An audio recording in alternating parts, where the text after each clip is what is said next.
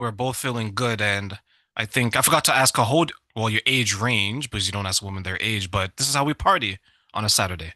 Yeah. Yeah. No more clubs or bars. We just help people and share knowledge. Definitely. Yeah. Haven't done any clubs or bars in a long time. Yeah, yeah. Be safe, please.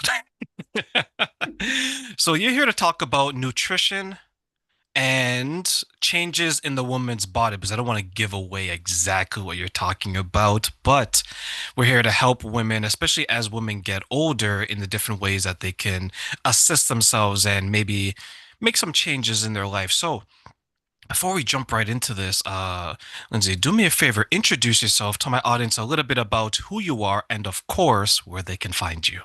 Okay. Well, hi everyone. I'm so glad to be here today. I am a functional nutritionist and certified health coach, and I help women in the menopause transition. So, from early perimenopause to postmenopause, I focus a lot in the perimenopause area. And so, yeah, that's basically what I do. You can find me at menopausewithlindsay.com, or my podcast is Reclaim the Pause. Perfect. So, first question for you, how did you get involved in this type of work and why? Yeah, so I mean, that's a bit of a loaded question, but I'll do my best. I suffered most of my adult life with severe health conditions. So, autoimmunity, multiple autoimmunity, multiple tick-borne illnesses, chronic digestive problems, and hormone, I guess, disruption, and also some pretty serious trauma and early abuse. And so I spent most of my adult life, maybe 20 years, trying to heal myself. And I mean, I saw every physician, holistic healer, shaman that you would ever want to meet to try to find out really what was going on with me. And once I found out and had validation for what was going on with my health, I wasn't able to heal. I wasn't able to get better. And as a nutritionist, I focused at that time in my life very physically. I really was like, if I can find the perfect diet and the perfect superfood, then I'm going to be able to heal myself. And through lots of different protocols and research and a degree and many things in nutrition, that didn't come true for me. It helped me, but it wasn't until I found nervous system or emotional system regulation through a neuroplastic program that I was able to heal myself using my brain. I use just my brain. I shouldn't say just my brain. I use my brain, my nutrition knowledge, and and really my spiritual life that came later to find complete healing. So when I first started to realize, wow, this is a powerful combination, I started working with men and women in chronic illness because I was like, yeah, I suffered chronic illness. And I remember just praying, if I can get through this, my life's work is going to help people in this same area. But then I kind of got this call within a call. I went into menopause early in my mid 30s, and it was after this 20-year search and battle for my health. And I thought, oh my gosh, am I having reoccurring health problems? Is my brain reverting back, right? Or the old neuroplastic highways reforming? I couldn't really figure out what was going on. And I didn't have any real support because of my age. So doctors kind of blew me off. But then I figured out, oh, I think this is what's going on. So I applied all that trial and error through my early life into menopause. And I felt really called to help women in this space really reclaim their lives and let them feel they're not alone. There's lots of things that we can do. And so that feels really important to me. It feels now like my life's work, and that's very rewarding. So really actually a short version of how I got here. That's amazing because the short version had so much wisdom in there because you shared your story and you shared how you took your story and used that to segue into helping others. Because sometimes you want to be able to make that connection and say, hey, I was able to do this. This is what I wish I knew. This is definitely what I didn't know. Yeah, Right? totally. Right? So when you're working in this field, and with these clients, what are maybe some of the misconceptions of, let's say, menopause for women that seems to be lingering and you want to either address, debunk, or clarify? Yeah, that's actually a great question. I think one of the big myths, or maybe two, is that um, you're you're aging and you're losing a piece of yourself. Something is lost here, and there's nothing you can do about it, and you just have to suffer through it. That would be one myth. I think the other big myth is that the only thing you can do is HRT, known as hormone replacement therapy. And there's other names for it, bioidentical, and all these different things. But women are often given that choice that, well, you can suffer or you can go on HRT. Usually the providers women go to are a GP or an OBGYN, and they aren't well versed in the menopause transition. You know, it's not taught in medical school. Even OBGYNs don't have a lot of this knowledge. So I would like to let women know, one, they aren't alone. There's 1.5 billion women worldwide in perimenopause or coming into perimenopause, and estimated to be 2 billion in 5 years worldwide. So lots of women are going through, I know, shocking, right? And that there's a lot of natural menopause solutions that we can do.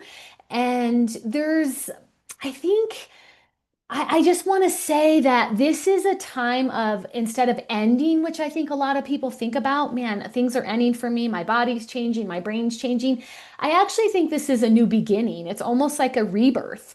Our body is asking for different things, but it's also allowing us to shed things that no longer serve us or are serving our families. So it's such a beautiful awakening for women.